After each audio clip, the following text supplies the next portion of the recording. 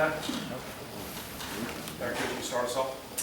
I'm real happy that we went out and took control of the game and pretty much kept control of it.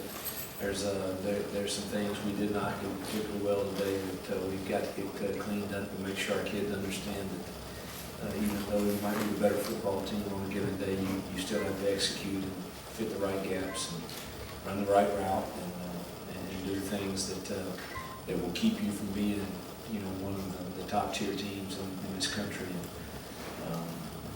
Really solid day for Bo. Thought he played really well. Our receivers, for the most part, played well. Good to see us get some explosive runs. That was good to see. And we had a pretty good football team. They Bo threw for 300 plus yards in basically 2 quarters in one drive. And it's good to get those other kids in there for sure. I thought Rod Taylor had a really good day. Did some really good things. It's going to help us in the offensive line for sure. All right, raise your hand, bring the microphone to you.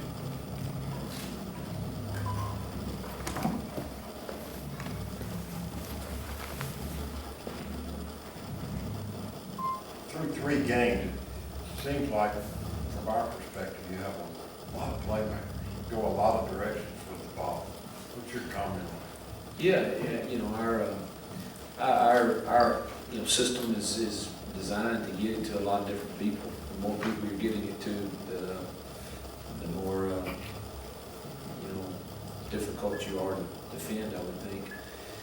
Their teams continue to try to roll somebody to the Laquan side, and it's just really benefiting a lot of other kids when that happens. And we moved them around a little bit today, trying to get them loose a little bit. It was still difficult. They certainly, we thought we had a couple of times we might have a shot, and they even started rolling the wheel linebacker back to a deep pass player to keep somebody over.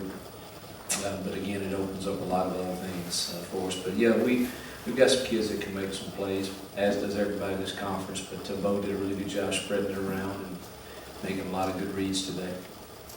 Hugh, could you talk about the way your secondary is breaking on balls to get some interceptions, and also the development you've seen in Sinquez Golson over his career? Yeah. He had a solid day.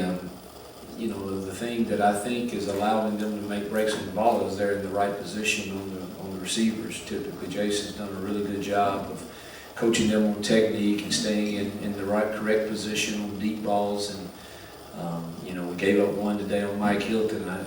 He just kind of lost the ball, I think. I don't know if he's in the right position, but didn't make a play. The thing I would say about Sinquez that this is, in my opinion, the first year that he decided he was going to really buy in.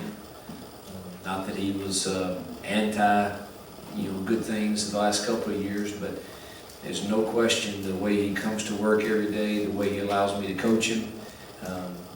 He's just a different guy, and he's definitely more in. And when somebody does that and has success on the field, it's very, it's rewarding when you see good things happen, and because a kid has chosen to really decide to buy in.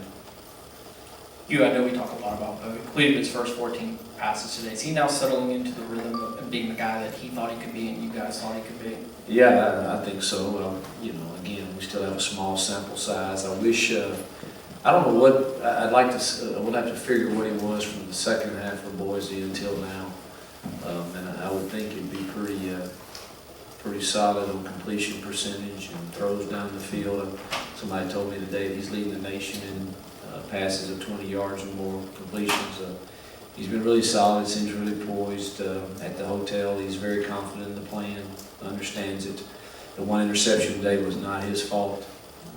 We blew a route, and it was a timing route, and he went to the right place, and it should have been a completion.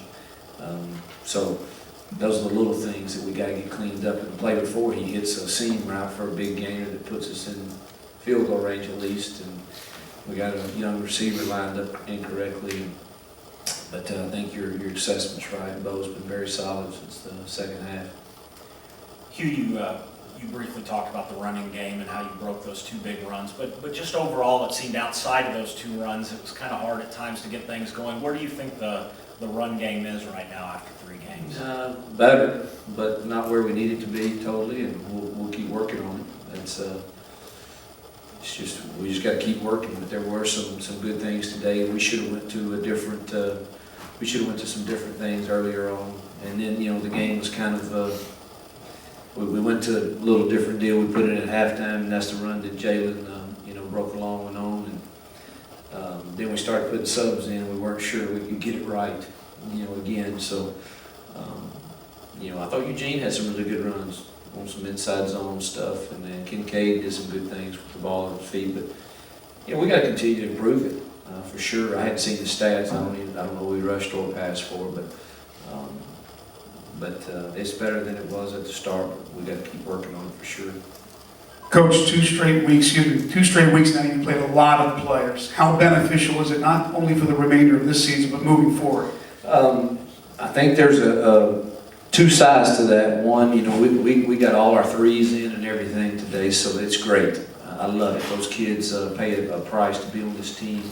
Got some fifth-year senior walk-ons like Billy Bush that got to get in and make tackles and plays. Good to see young kids like Herb playing well, Marquise, and that's great. The negative side of that is, as a coach, you worry, man, how when we get in these 4-quarter battles, you know, what's it going to be like?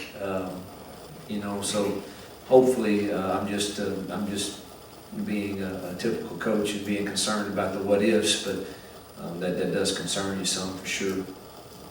Jeremy got his first touchdown today. I mean, for a guy that's been through a lot, I mean, it must have been rewarding to see him score. Yeah, I couldn't.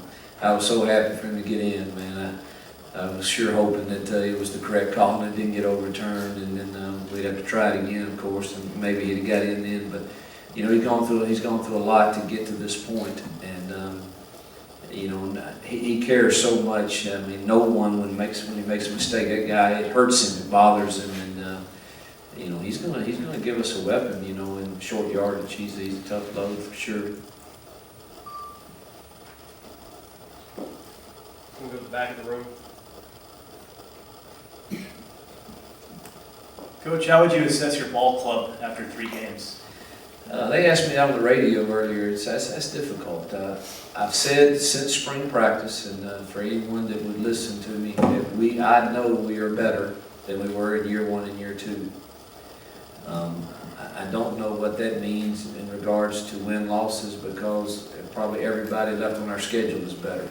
You know, with the exception of maybe a 1AA team that we might have. You know, the rest of it is I know how Memphis is so improved, and then of course our SEC West is very difficult. So I don't know what all of that means. I do know that we're a better football team. We still have yet to play a complete 4 quarters. I say that, but you know, in the last 2 games we pulled our guys out, you know, in the third. But there's certainly some things that we've got to continue to get cleaned up, and that would hurt us in big games, like lining up incorrectly or fitting the wrong gap, or you know, those things they'll hurt you when every possession is so critical when you're playing an evenly matched team like we're getting ready to do.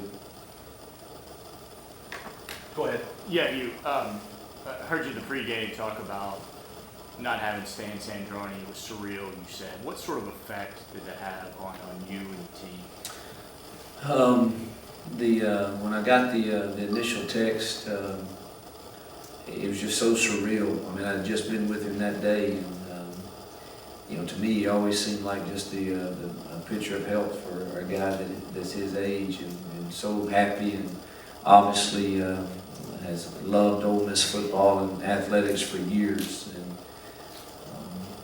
you know, I shared with our team the day after, and then of course last night at the hotel, that we're going through a series called Proven Players. What we do at the hotel is a kind of a character traits deal that we teach them, and the O is for opportunistic. And the one thing that I know Stan would always be about is making the most of your opportunities. And when we talk about winning the day, I would think that he's a guy that won most of his days. His children, his son adored him, his wife adored him. He was so friendly to so many people. And you know, it makes you ask this question of yourself, you know, when I lay down tonight, did I make the most of every opportunity I had today to be the best husband, father, coach, friend? all of those things, and when I see his life, it's obviously, you know, it's very hurtful, and, you know, his wife Linda and son Christopher, we certainly are, they're in our thoughts and prayers, and the Ole Miss family will always miss him. Thanks, but, Hugh, where are you guys health-wise? We got beat up today. We lost Octavius early, and then Jordan Wilkins also. One of the twins, can't remember which one. Somebody else was banged up, but they 3 ankles I know, and then Octavius is a toe. But I'm not sure what's going on with that. So we got to get some folks healthy for sure. Anything else? All right, thank you, Coach. Thanks, guys.